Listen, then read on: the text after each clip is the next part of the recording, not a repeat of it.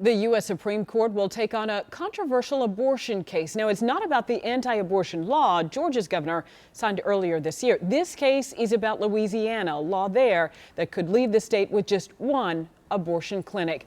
But any Supreme Court ruling on abortion will have an effect on Georgia. CBS 46 political analyst Dr. Rashad Richey is weighing in now on how a ruling on Louisiana's law will affect us here in our state. Rashad?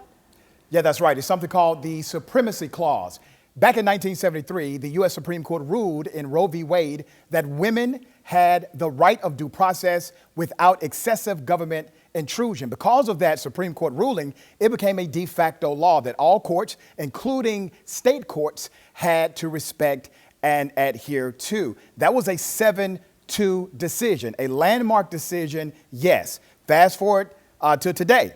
That decision is being challenged, or that is the hope behind legislation like this. They have a different Supreme Court now, and here's what's ironic. In 2016, Texas passed a very similar law. However, the Supreme Court struck it down. The difference, the court in 2016 is vastly different than the Supreme Court in 2019. Yeah, and bottom line, Rashad, for women here in Georgia, it's not as easy to get an abortion as just going to the doctor, is it?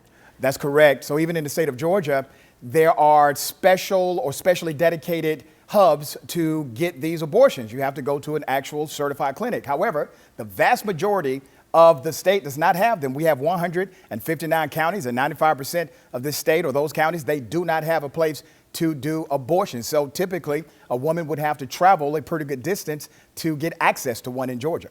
And we've talked extensively about this. Georgia's heartbeat law, really part of a bigger strategy, many say, to overturn Roe v. Wade. So how realistic that will actually happen? It is very realistic, with additions to the U.S. Supreme Court like Justice Kavanaugh and others who are decisively conservative on this issue by utterance they have made publicly before. So this is the exact challenge. And keep in mind, the U.S. Supreme Court, they decide as a body what cases to take up and when. I find it interesting that they have decided to take an abortion case during a presidential election cycle.